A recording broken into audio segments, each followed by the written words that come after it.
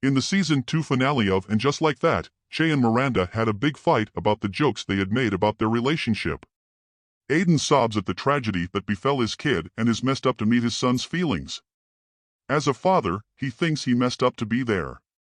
Charlotte gets drunk, returns home, and has a face-off with Harry and the kids, demanding that they give her some room to live her own life away from the household. Lisa miscarries. Carrie is getting ready to move out of her apartment, so she throws a goodbye bash for all her pals there. We're curious as to what goes down when all of her closest friends show up at her house for a redo of The Last Supper. What happened in And Just Like That season 2 finale? In the season finale, while Aiden stays in New Jersey after his son's injury, Carrie throws a letter at her former place.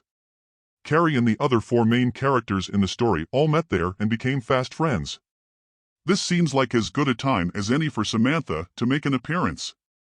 And she does, but not nearly enough to appease the viewers who have been waiting for this moment since the show's inception.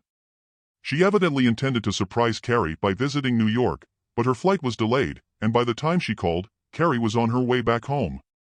Samantha also has a lot of special meaning attached to the residence.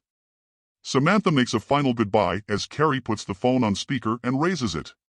It's easy to conclude that Harry never helped out much around the home when they were married. When he starts to feel stressed, he whines to Charlotte, who, despite having a hangover from the night before, points out that this is the very minimum that women have done for decades. Lisa and Herbert cope with their loss after miscarrying. Since they didn't notify many people, nobody seems to notice when Lisa drinks wine at Carrie's party. Charlotte did, however, learn about Lisa's pregnancy, and when the latter's alcohol use surprises the former, she has no option but to explain the circumstances. Lisa and Herbert go to the restroom when Carrie shows up with her cat, Shu, to meet her pals. Lisa asks her husband, "Did I wish this pregnancy away?" when she is feeling really vulnerable. In an instant, Herbert dispels the thought and consoles her. While the Michelin who cooked Carrie's party becomes Naya's new boyfriend, she is given a teaching post at an exclusive law school. After the party ends, Carrie hears what she thinks are stones being thrown at her window, but it turns out to be Aiden. She invites him in, and after a long conversation, they hooked up. Aiden tells Carrie that he needs 5 more years until Wyatt is an adult since he can't keep commuting between New Jersey and New York.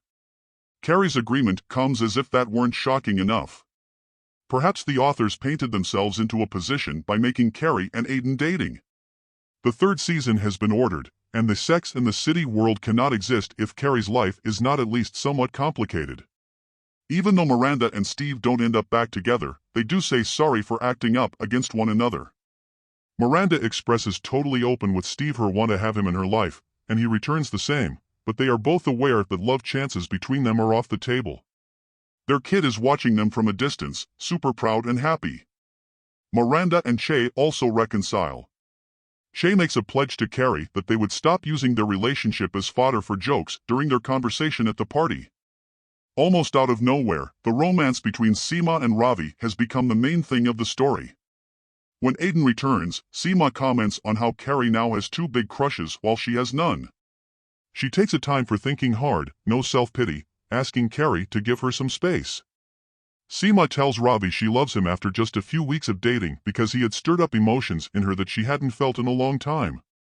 How easily it came out of her lips both frightens and amazes her. He has promised he'll love her, but she stays cautious, expecting him to abandon her at any moment.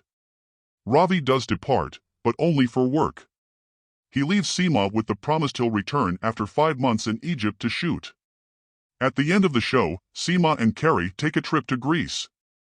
At Carrie's party, everyone plays a game in which they each have to name anything they'd want to cut out of their life. Rome is the city that Giuseppe mentions. Giuseppe, a poet, must go back to Rome since his writing job in New York has not gone as planned.